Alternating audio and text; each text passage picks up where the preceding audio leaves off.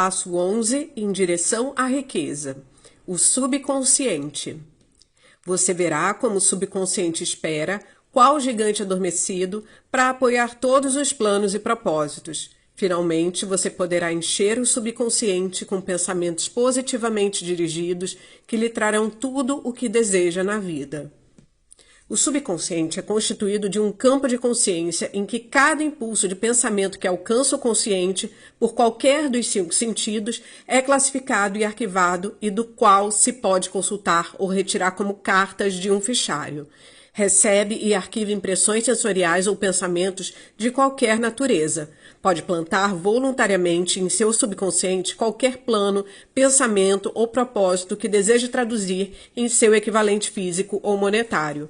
O subconsciente age primeiro nos desejos dominantes que se misturaram aos sentimentos emotivos, como a fé. Considere isso em conexão às instruções dadas no capítulo do desejo, para dar os 6 passos ali indicados e as instruções constantes do capítulo sobre a criação e execução de planos. Entenderá então a importância do pensamento transmitido. O subconsciente trabalha dia e noite. Por um método de procedimento desconhecido ao homem, o subconsciente retira a força da inteligência infinita para ter o poder com que voluntariamente transmuta desejos em seu equivalente físico, usando sempre os meios mais práticos para conseguir esse objetivo. Não se pode controlar inteiramente o subconsciente, mas pode-se voluntariamente entregar-lhe qualquer plano, desejo ou propósito que você deseja transformar em forma concreta. Leia novamente as instruções para usar o subconsciente no capítulo da autossugestão. Há provas em quantidade para apoiar a crença de que o subconsciente é o elo que liga a mente finita do homem à inteligência infinita. É o intermediário por meio do qual se pode utilizar as forças da inteligência infinita à vontade. Só ele contém o processo secreto pelo qual os impulsos mentais são modificados e transformados em seu equivalente espiritual. Só ele é o meio pelo qual a oração pode ser transmitida, a fonte capaz de responder à oração. A primeira criação deve ser o pensamento. As possibilidades de esforço criador ligadas ao subconsciente são estupendas e empoderáveis, inspiram-nos respeito. Nunca abordo a discussão do subconsciente sem uma sensação de pequenez e inferioridade devidas talvez ao fato de que todo o estoque de conhecimento humano sobre o mundo é tão lamentavelmente limitado. Depois de aceitar como realidade a existência do subconsciente e compreender suas possibilidades como meio de transmutação do desejo em seu equivalente físico ou monetário, você compreenderá o significado total das instruções dadas no capítulo do desejo. Compreenderá também porque foi repetidamente advertido a tornar seus desejos claros e a escrevê-los. Entenderá ainda a necessidade de persistência ao levar a termo as instruções. Os 13 princípios são os estímulos pelos quais você adquire a capacidade de alcançar e influenciar o subconsciente. Não desanime se não o conseguir na primeira tentativa. Lembre-se de que o subconsciente só poderá ser dirigido voluntariamente pelo hábito, sob a orientação dada no capítulo sobre a fé. Você ainda não teve tempo de dominar a fé. Seja paciente, seja persistente. Inúmeras afirmações constantes dos capítulos sobre a fé e a autossugestão serão aqui repetidas em benefício do subconsciente. Lembre-se de que o subconsciente funciona voluntariamente, quer você faça um esforço para influenciá-lo, quer não. Isso naturalmente lhe sugere que pensamentos de medo e pobreza e todos os pensamentos negativos servem de estímulo ao subconsciente, a não ser que você domine esses impulsos e lhe forneça alimento mais apetecível para se banquetear. O subconsciente não permanece ocioso. Se você deixa de plantar desejos no subconsciente, ele se alimentará de pensamentos que lhe chegam por negligência. Já explicamos que impulsos de pensamento, tanto negativos quanto positivos, estão continuamente chegando ao subconsciente das 4 fontes mencionadas no capítulo sobre a transmutação sexual.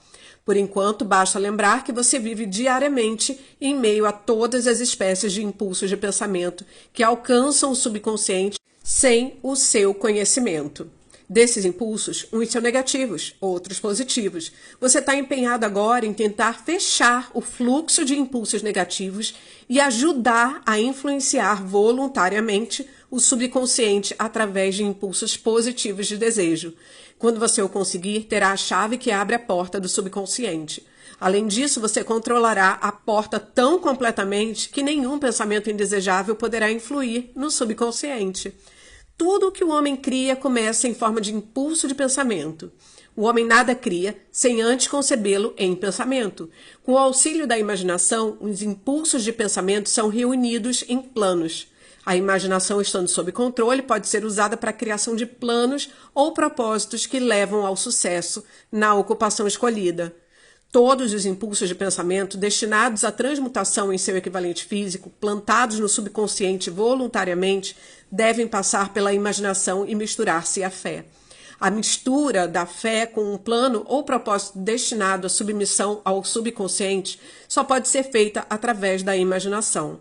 Dessas observações, você concluirá prontamente que o uso voluntário do subconsciente exige coordenação e aplicação de todos os princípios.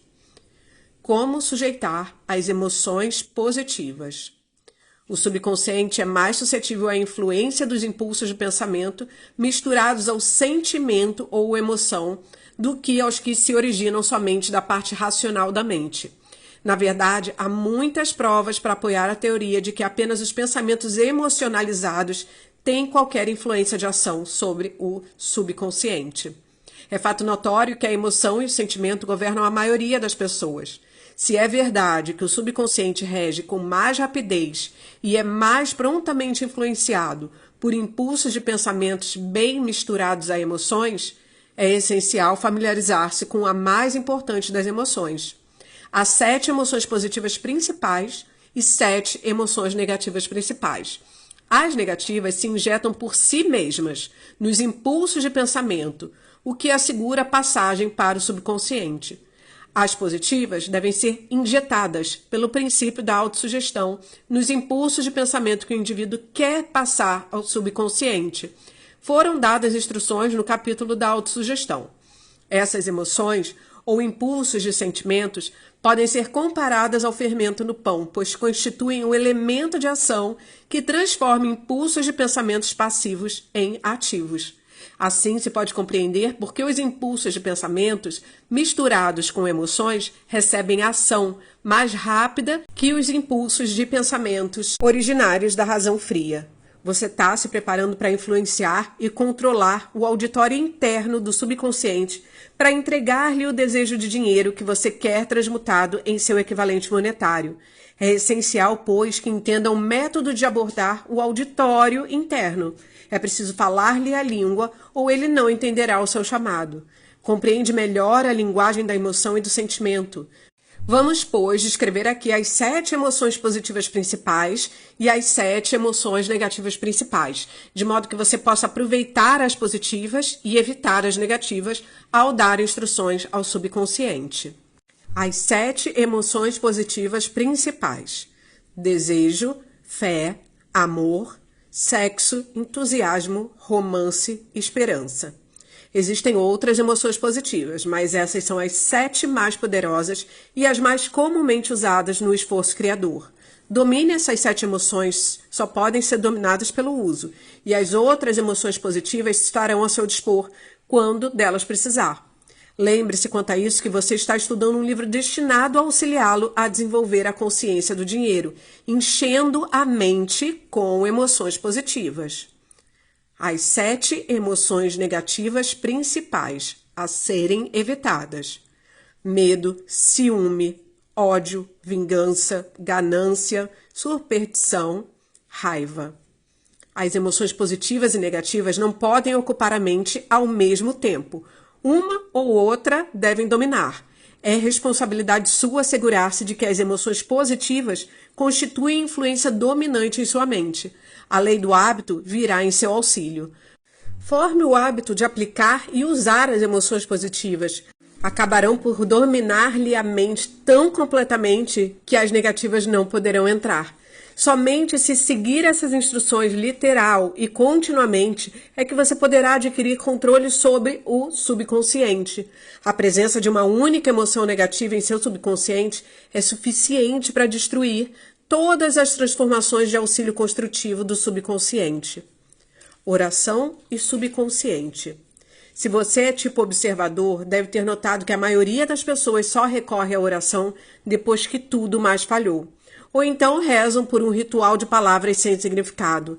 E como é fato que a maior parte das pessoas reza porque tudo mais falhou, fazem a oração com a mente tomada pelo medo e a dúvida, emoções com as quais age o subconsciente, passando-as à inteligência infinita.